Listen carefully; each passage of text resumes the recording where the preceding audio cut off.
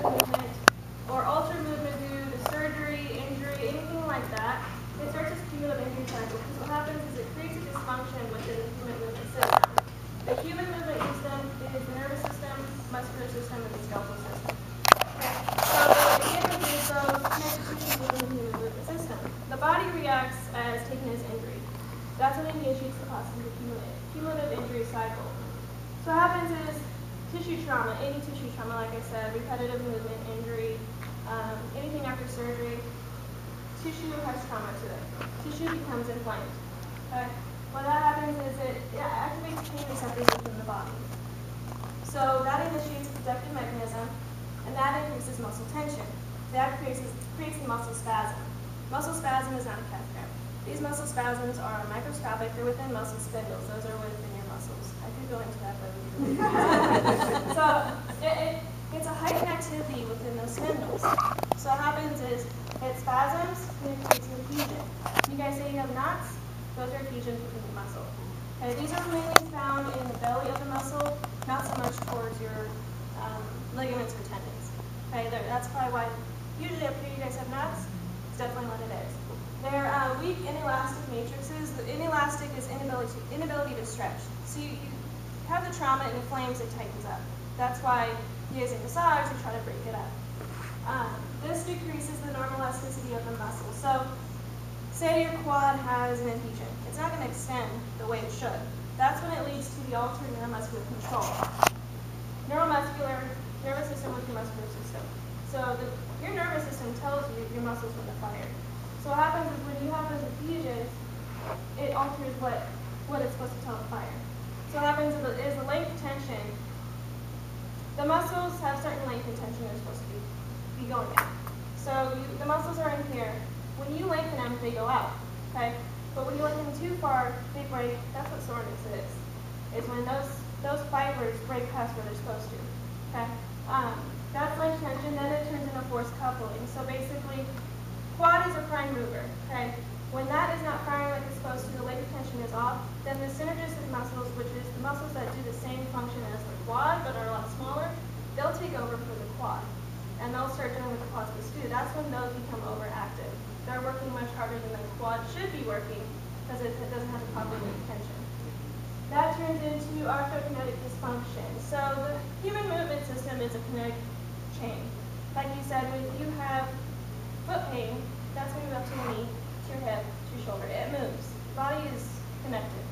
So what happens is when all that happens, the muscle shorten, not working right, the other muscles take over, then your joint is not moving like it's supposed to.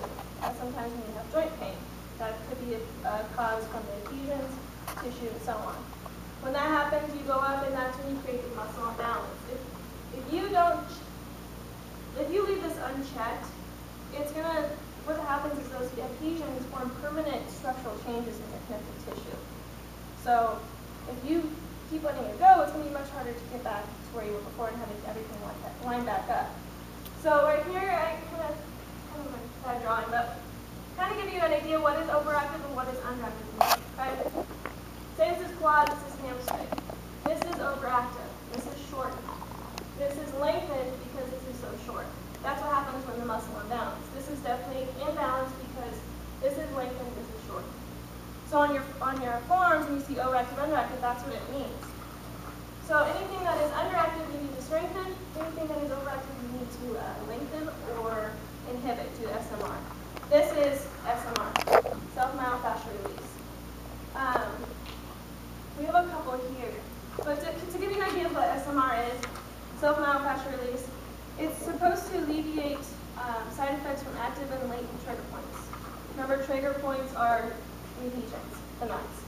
So active trigger points are anything that produces pain that's local or referred pain. Latent is something that you get pain from once you stimulate it. Okay? It's believed that SMR with the pressure for a sustained amount of time, duration, and intensity will help relieve those trigger points. So if you think about it, you put pressure on a trigger point. Have you guys ever got a massage and you put pressure on it? They say it's breaking up. That's exactly what this is doing. It breaks up those adhesions over time. I'm not going to say what you did the first time, it's all going to be better. It takes time, especially how big the adhesion is.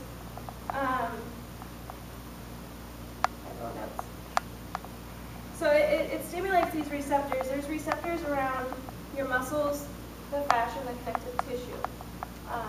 Fascia this is what it kind of hits. Fascia surrounds the muscles. It's a connective tissue that surrounds all muscles and bundles of muscle fibers.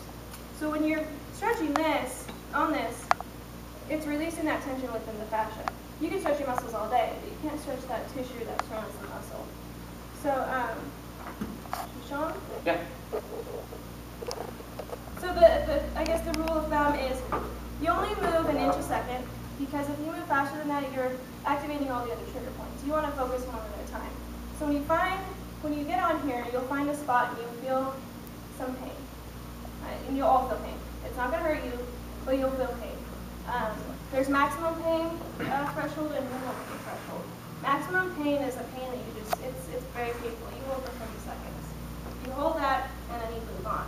If it's minimal pain, you hold for 90 seconds and then you move on. So over time, you're going to go from 30 to 90. You should, if you're consistently doing this. You can use a foam roller, tennis ball, a stick, you have those. You can really use anything that you want.